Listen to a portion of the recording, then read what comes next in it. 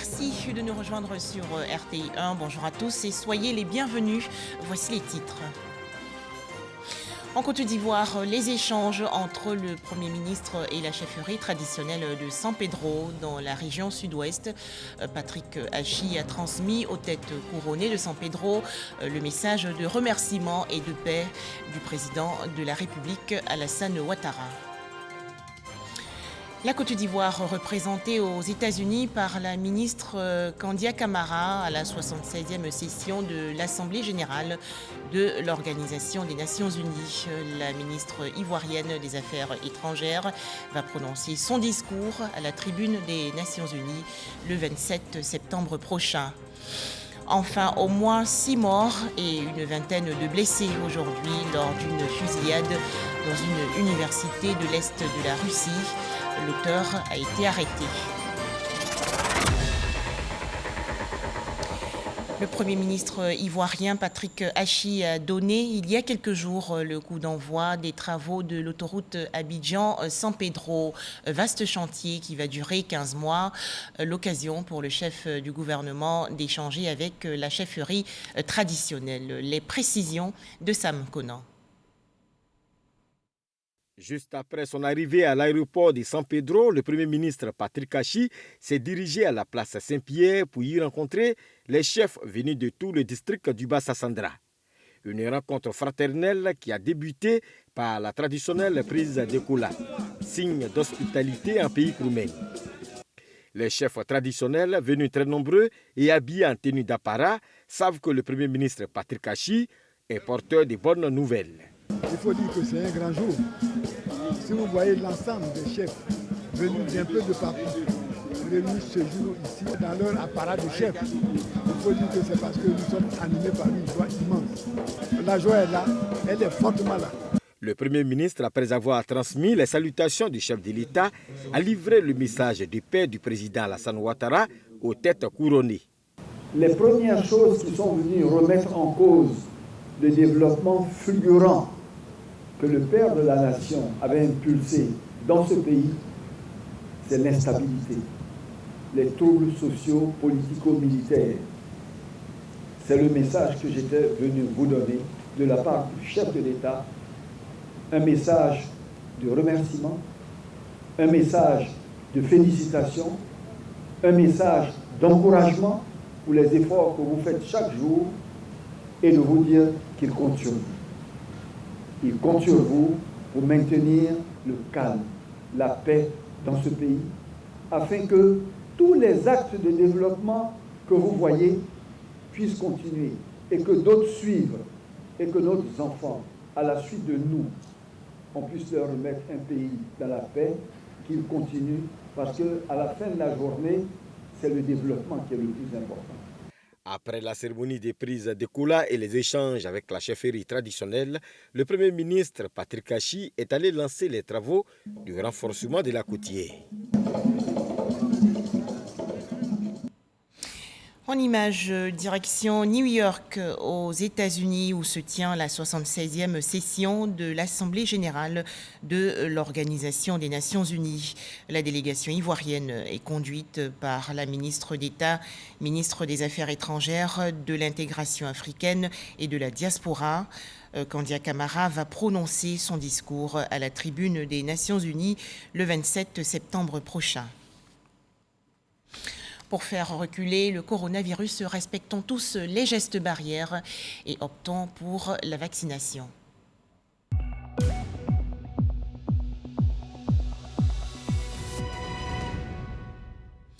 Les chiffres en Côte d'Ivoire, 131 nouveaux cas de coronavirus enregistrés hier par le ministère de la Santé, de l'Hygiène publique et de la couverture maladie universelle. Le pays compte à présent 59 020 cas confirmés de coronavirus. 56 688 personnes guéries, 566 décès et 1766 cas actifs.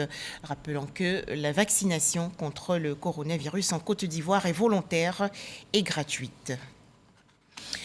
La Côte d'Ivoire qui poursuit les efforts dans la lutte contre le coronavirus. 35 700 doses de vaccins AstraZeneca ont été réceptionnées hier à l'aéroport Félix Houphouët-Boigny de la commune de Port-Bouët. Ce vaccin vient appuyer le plan de riposte sanitaire du gouvernement.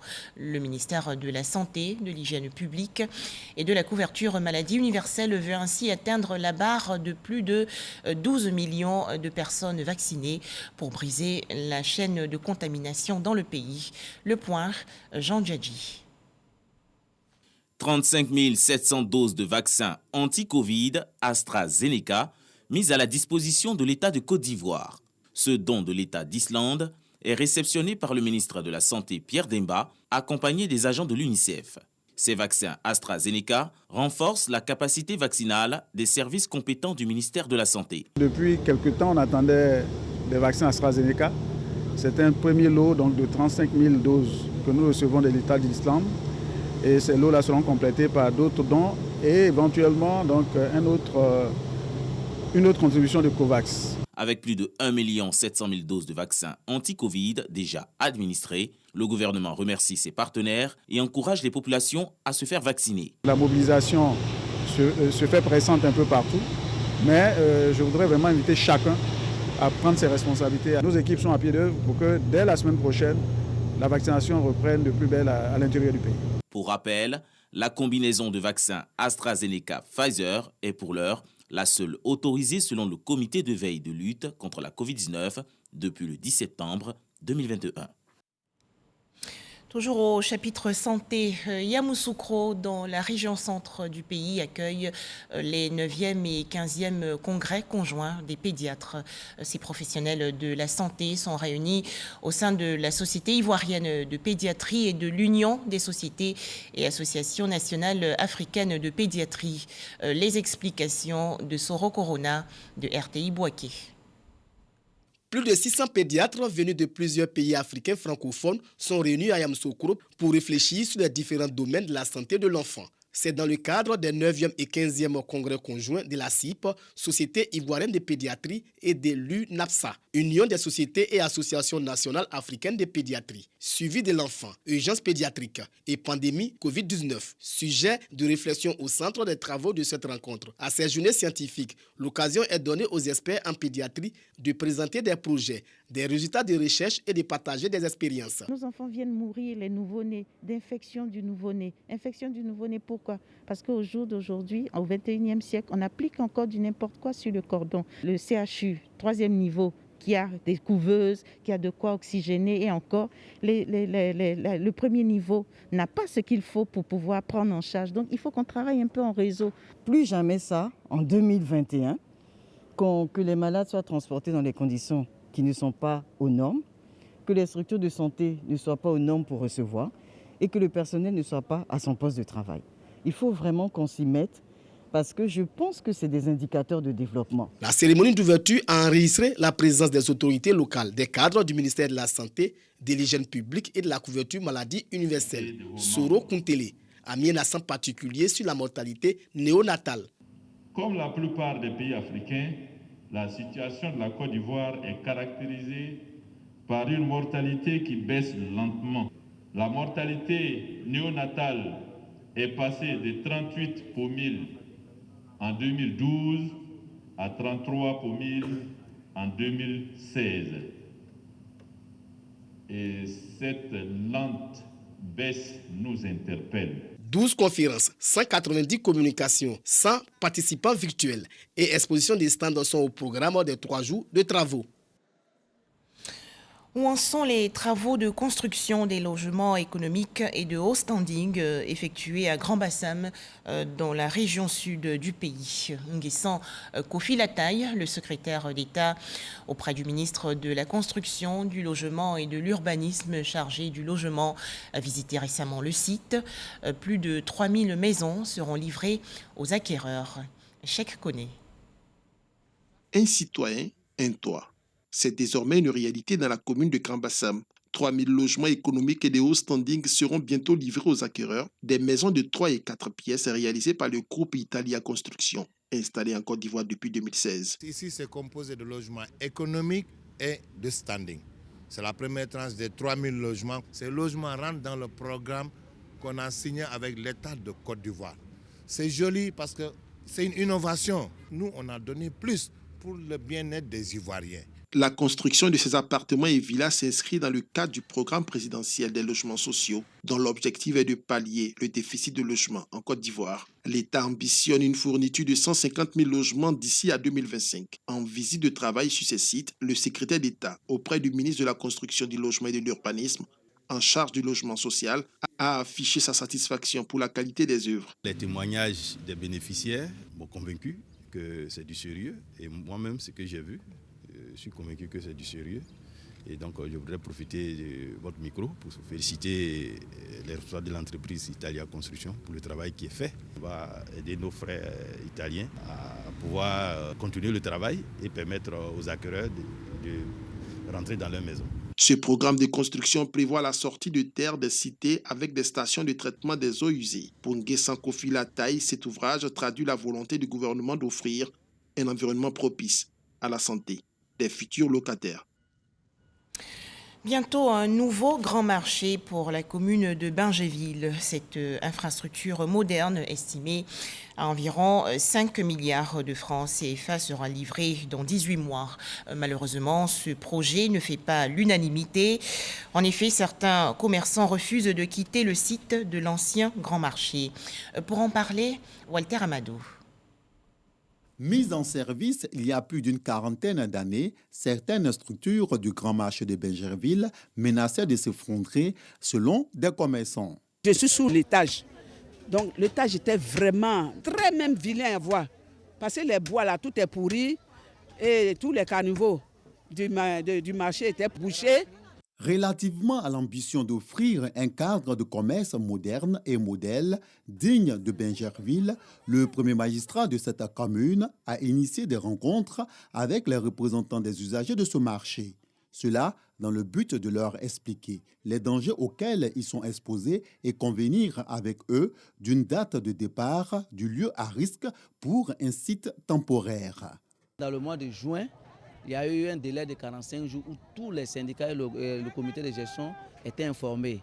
C'est là que nous, on allait voir le maire pour dire les 45 jours, ça n'allait pas arranger les choses, mais qu'il nous laisse le temps de mieux s'organiser.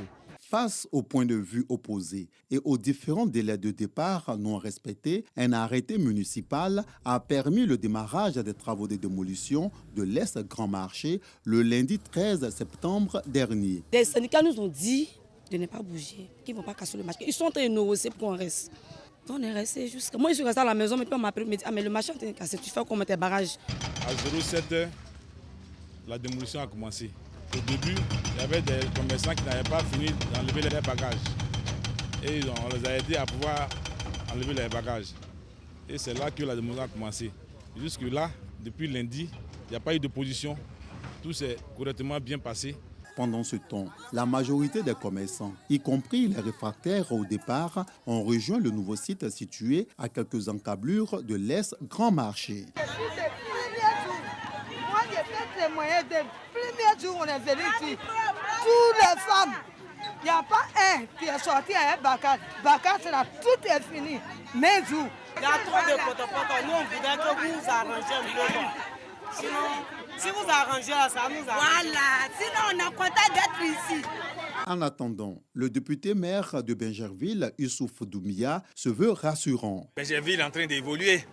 Donc il est important aujourd'hui pour Bingerville quand même de renouveler ses édifices. Le nouveau marché normalement doit abriter près de 3000 personnes. On aura autour de 850 hectares et 700 magasins et d'autres choses qui feront de ce marché un marché très moderne, très moderne. Mais je rassure tout le monde pour dire que ce marché n'est pas un marché de ceux qui sont d'Abidjan.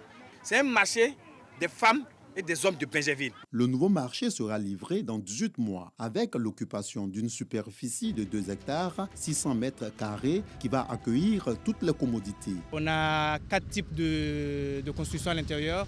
On a des magasins de type mezzanine qui fait une superficie par magasin de 18 mètres carrés, des box, des étals avec une charpente métallique. Donc avec cela aussi, on a des commodités comme les toilettes, on a une administration, on aura aussi également une infirmerie. Tout ceci grâce à un financement BOT modèle utilisé dans les partenariats publics-privés. Le futur grand marché de Bingerville sera donc rétrocédé à la commune après une dizaine d'années d'exploitation par le promoteur des travaux. Toujours en Côte d'Ivoire, ce programme pour booster l'alphabétisation des femmes. Un projet numérique d'initiation à la lecture et au calcul sur des téléphones intelligents a été lancé par l'Organisation des Nations Unies pour l'éducation, la science et la culture. Des femmes de Anono, petit village situé dans la commune de Cocody, ont reçu il y a quelques jours ce matériel d'apprentissage. Pour en parler, Didier Nguessan. 47% de la population ivoirienne ne sait ni lire ni écrire. Parmi ces personnes, 63% sont des femmes selon l'UNESCO. Pour réduire l'analphabétisme chez les femmes, l'institution onusienne lance la phase 4 du projet d'alphabétisation numérique. Les bénéficiaires de la commune de Cocody reçoivent symboliquement leur outil d'apprentissage des smartphones. Vous pouvez être là quelque part, on vous dit, bon, dans telle zone, c'est une zone à risque. Si vous ne saviez pas lire, comment vous allez faire? Vous allez rentrer dans cette zone. Mais grâce à ce projet aujourd'hui, chacun de nous arrive à lire, à compter, à s'exprimer. Je dis merci à ceux qui ont pensé à mettre ce projet sur place. En plus de Cocody, Abobo et Makori sont également concernés avec un total de 400 commerçants bénéficiaires. Le projet leur permettra de gérer au mieux leurs activités. L'alphabétisation est aussi un des axes de priorité du fonds FAFSI de la Première Dame qui finance les femmes. La Première Dame a tellement compris l'importance de l'alphabétisation que dans le FAFSI, précisément dans le volet formation, nous avons un module alphabétisation. Parce que nous devons apprendre aux femmes à gérer le fonds qu'elles reçoivent. Pour pouvoir gérer un fonds, il faut savoir lire, écrire et compter. 500 femmes ont déjà bénéficié du projet d'alphabétisation numérique de l'UNESCO. 1,6 million de personnes apatrides en Côte d'Ivoire. L'État a adopté en septembre 2020 la première procédure de détermination de l'apatridie en Afrique. L'université Jean-Laurent-Guédé de Daloa et l'association des femmes juristes de Côte d'Ivoire veulent s'inscrire dans cette action humanitaire. Ces deux parties ont donc signé récemment un accord de partenariat. Les explications de Jean Djadji. Signature de procès-verbaux entre l'université de Daloa et les femmes juristes de Côte d'Ivoire. Une action engagée pour accompagner le gouvernement dans la régularisation du statut des 1,6 million d'apatrides vivant dans le pays. Cet accord de partenariat entre ces deux entités encourage principalement le financement de la recherche scientifique sur ces personnes dépourvues de nationalité.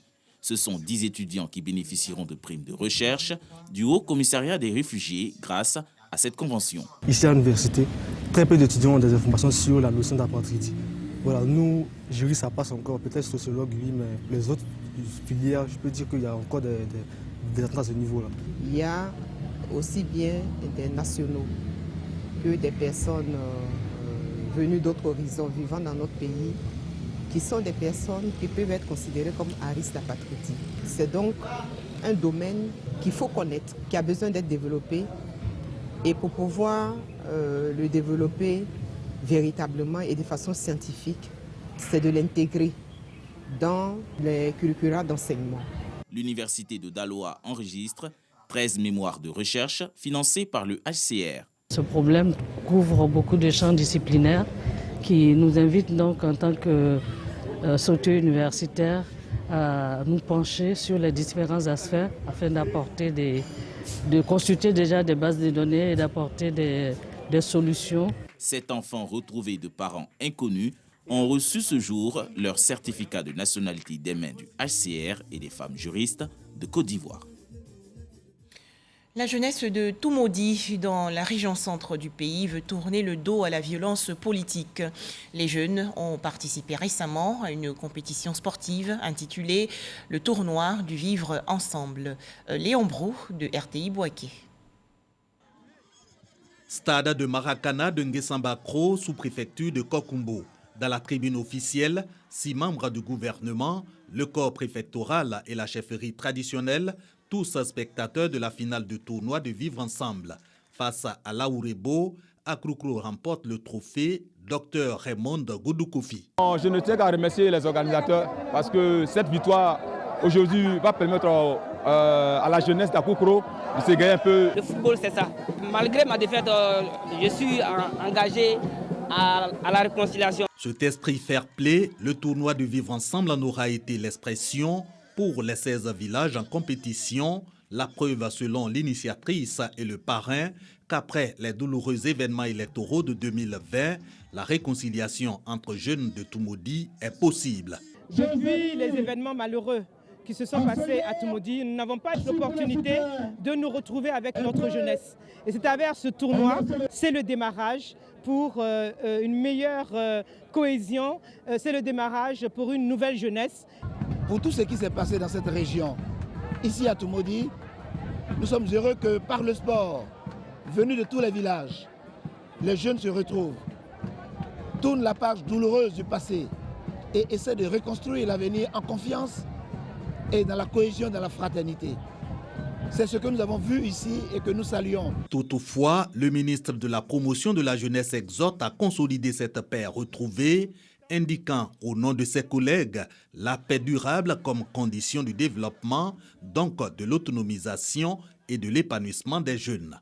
On va aider Madame la ministre parce qu'elle a la confiance du président Alassane Ouattara. Mais à une condition, qu'on n'entende plus que les jeunes de Toumoudi se sont divisés et qu'on n'entende plus qu'à Toumoudi, il y a des palabres intercommunautaires, interpartis, etc., qu'on n'entende plus qu'il y a de la violence ici à Toumoudi.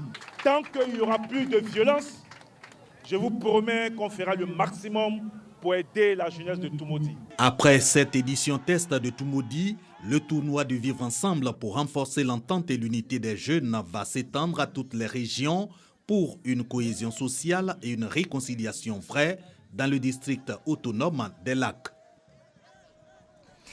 Le vivre ensemble, la convivialité et la cohésion sociale également prônée à San Pedro, dans la région sud-ouest du pays, à travers la 5e édition du village des alliances interethniques. Le point dans ce reportage de Sam Conan.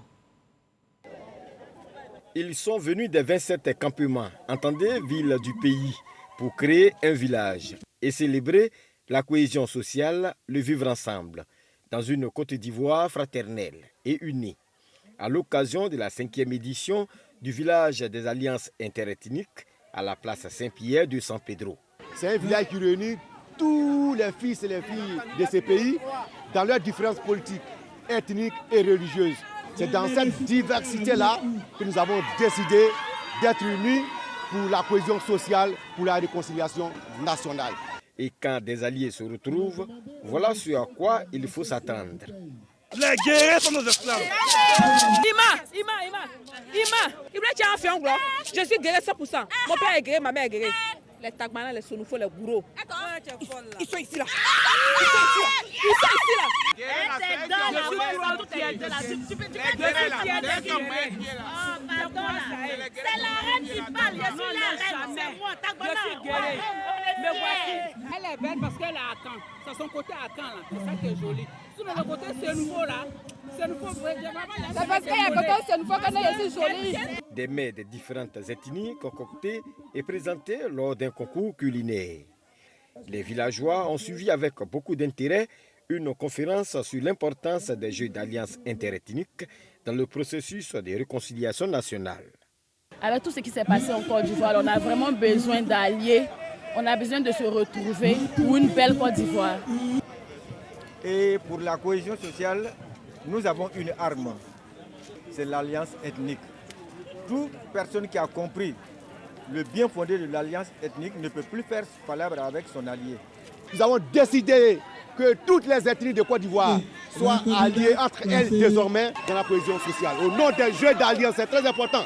Les jeux des alliances interethniques, vraiment très important pour l'unité, pour la cohésion sociale, parce qu'elle favorise le rapprochement de tous les fils de la Côte d'Ivoire. Le village des alliances interethniques, édition 2021, ce sont plus de 2000 participants. Pour l'édition 2022, c'est le village de Bouaké qui a été retenu.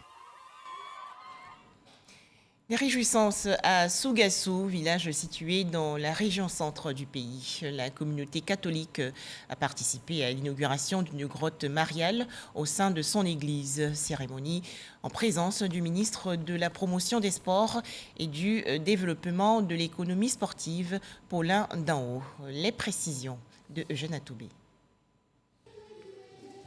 Église protestante Sema de Didievi. Le secrétaire d'État chargé de la modernisation de l'administration et maire de la localité, le docteur Brice Kwasi, de confession catholique, prie avec cette communauté. Le premier responsable de cette église, le surintendant François Agokofi, à la tête des religieux de Didievi, a travaillé sans cesse pour la paix et la cohésion sociale dans le département.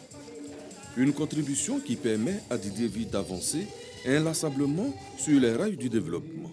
Une contribution des hommes de Dieu que le docteur Brice Kwasi a tenu à saluer au moment où le révérend pasteur François Agokofi est en fin de mission dans le département. C'est le vivre ensemble qu'elle est ainsi célébré. Le vivre ensemble que le président de la République ne cesse de répéter et que les communautés religieuses de Didievi mettent en pratique au quotidien. Prier enfin pour les communautés qu'il va retrouver là-bas.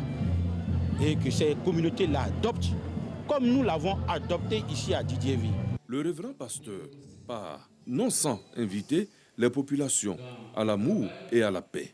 Le message que je laisse aux mes collègues guides religieux est d'être toujours ensemble pour prier pour le développement du département de Didievi, pour la cohésion sociale des fils et filles de Didievi. Des chants et des dons ont accompagné le révérend François Agokofi qui va déposer ses valises à Gonaté pour poursuivre l'œuvre de Dieu. Au chapitre sport, les préparatifs de la Coupe d'Afrique des Nations 2023. La Côte d'Ivoire, on le sait, accueille ce tournoi. Le président du comité d'organisation, François-Albert Amichia, a rencontré récemment les patrons de la presse ivoirienne dans la commune de Marcory. Les précisions de Konaté Ngamblé et Patrick Dadier. Rencontre d'échange ce vendredi 17 septembre 2021 entre François-Albert Amichia et les patrons de presse de Côte d'Ivoire venus apporter leur soutien au COCAN. Des échanges empreints de convivialité au cours desquels Lassane Zoré et Patrice Yao, au nom des entreprises de presse, se disent prêts à jouer pleinement leur partition avant, pendant et après la compétition. En tant que fêtière des entreprises de presse, nous avons jugé vraiment pertinent de venir rencontrer le président du COCAN pour échanger et le rassurer que nous sommes à ses côtés. C'est une mission gigantesque et nous voulons prendre notre place dans cette organisation-là. Je voudrais mettre à la disposition de la COCAN nos espaces, aussi bien publicitaires, aussi bien éditorial, aussi bien digital, pour qu'ensemble on réussisse l'organisation de la COCAN telle que c'est conçu. Une démarche appréciée par François-Albert Amichia qui en a profité pour présenter aux patrons de presse les avancées et les perspectives du COCAN 2023. Après 72 heures passées à Korogo dans le cadre de la visite des chantiers, le président du comité d'organisation de la CAN 2023 rassure quant à l'état d'avancement des travaux de construction des infrastructures. Nous avons été agréablement surpris par l'évolution des travaux à Korogo. Au niveau des infrastructures sportives, il y a un petit retard mais qui sera très vite rattrapé. Au niveau des infrastructures hôtelières, là, il n'y a aucun souci. Au niveau des infrastructures sanitaires, il y a un effort qui a été fait par le gouvernement et qui continue de le faire. Donc je pense qu'à la date indiquée, la Côte d'Ivoire sera prête. Dès ce lundi, François-Albert Amichia et son équipe seront à Bouaké et à Yamoussoukro pour la visite des infrastructures devant abriter la grande messe du football africain dans notre pays. En image, ce drame en Russie. Au moins 6 personnes ont été tuées et une vingtaine d'autres blessées aujourd'hui par un homme qui a ouvert le feu dans l'enceinte de l'université de Perm à l'est du pays. Le tireur, dont l'identité a été établie mais pas révélée, serait un étudiant selon le comité d'enquête. L'auteur de cette attaque qui opposait une résistance lors de son arrestation a été blessé. Enfin, plus de 5000 personnes évacuées de l'île espagnole de La Palma, dans l'archipel des Canaries. Le volcan Cumbre Vieja est entré hier en éruption pour la première fois depuis 1971. L'évacuation a été rendue obligatoire dans une dizaine de communes. Voilà, c'est la fin de ce journal. Très bon début de semaine à toutes et à tous sur RTL.